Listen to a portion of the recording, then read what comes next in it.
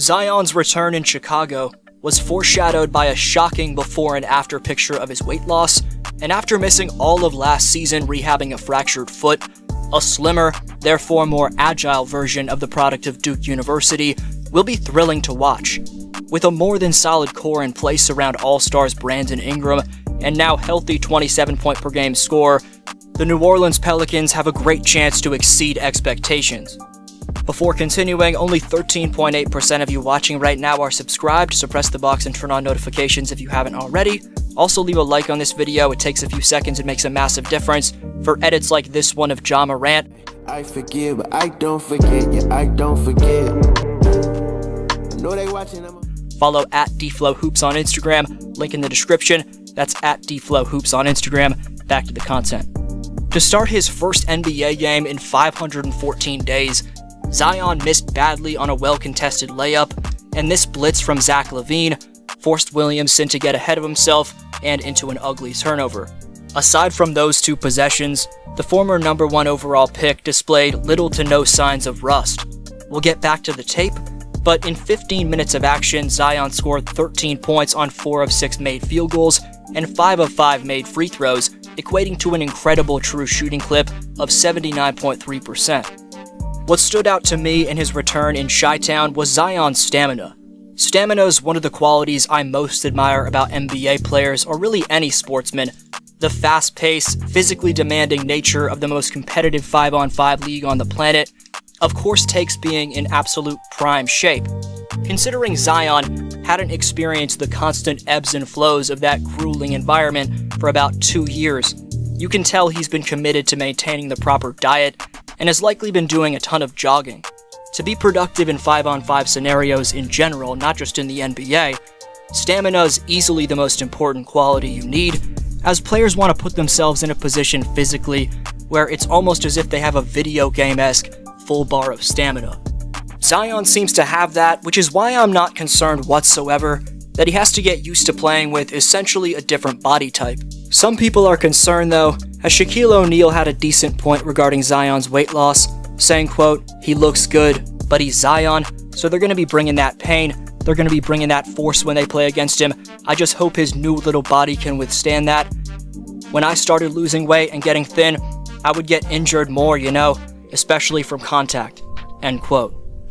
Shaq's point is somewhat valid, and while the extra weight on Zion made him a more dominant back-down punisher, helping him to avoid bumps and bruises as well, to me, it all goes back to conditioning, as the weight loss increases Williamson's bounciness, mobility, and is easier for his bad foot to absorb. After the Hernangomez dribble handoff and screen gets Zion the mismatch to work on in Drummond, a smooth step back into his drive makes it impossible for Javonte Green to make an impact on this downhill attack. Even as Patrick Williams funnels Zion into the help of Caruso, realizing DeRozan's in no man's land, Zion perfectly times this pass out of a double team for a CJ McCollum corner 3. This time in transition, no Bull puts a body on him, and despite 3 Chicago players being there for a potential rebound, Williamson muscles through Vucevic and springs up for the putback plus the foul. Comparing this baseline rip-through and throwdown coming from the post to a similar play from 2021, and it's clear Zion's getting significantly more elevation. The paw makes a solid contest, forcing him to miss this post-up, but watch the pogo stick second jump and tough finish through Vooch, acrobatics also displayed in his defense and rebounding. Zion's initial stunt turns into a full-on rotation, which gets him in DeMar DeRozan's passing lane for the steal. The paw tries to make a Zion-esque power move after snagging the O board, but persistence and timing allow Williamson to pin Patrick's layup to the glass. Maybe the highest he jumped all night came on this defensive board. Zion's overall a night and day different athlete than he was pre-weight loss. This past July 2nd, Zion was extended on a 5-year, $231 million contract, which may seem hefty given he's only played 85 games, but when healthy, the 22-year-old has proved to be one of the association's best young talents. In 61 games pre-injury, Zion dunked the ball 123 times and made 70% of his shots in the painted area.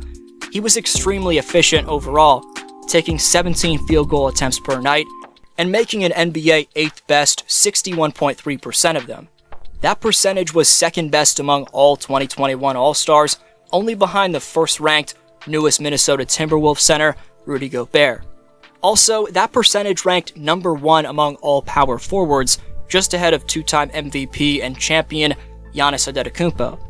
Zion said his main goal this season was to win a title prior to training camp, which may not have been possible a few years ago with the surrounding personnel, but with the way GM David Griffin's made savvy draft picks and trades to bring in pieces that complement Williamson, the Pels may have just enough to make some noise.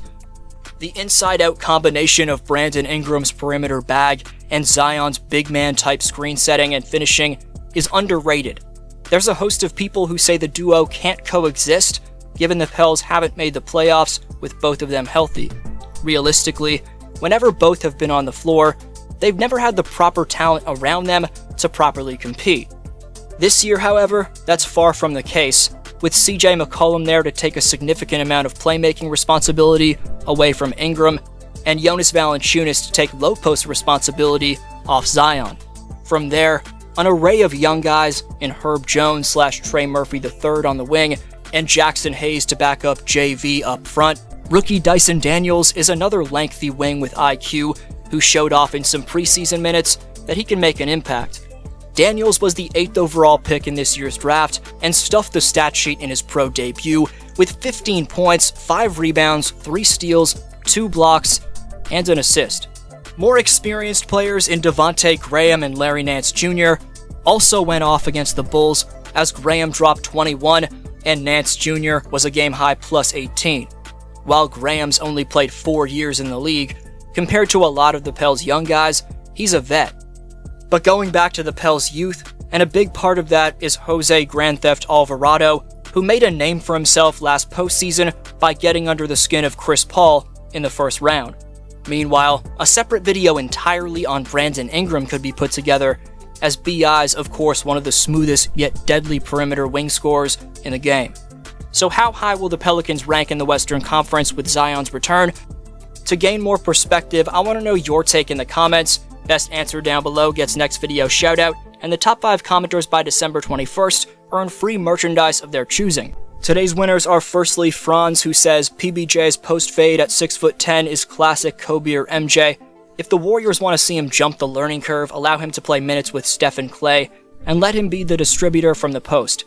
And secondly KT, who says Steph has got to show up for fans in Japan. The pregame stuff is cool, but these people have never seen a flurry live. I think Steph gets closer to 20 minutes next game and gives the fans about 3 to 4 threes, scoring 15 to 18 points. That prediction from KT turned out to be true. Anyways, thanks for watching.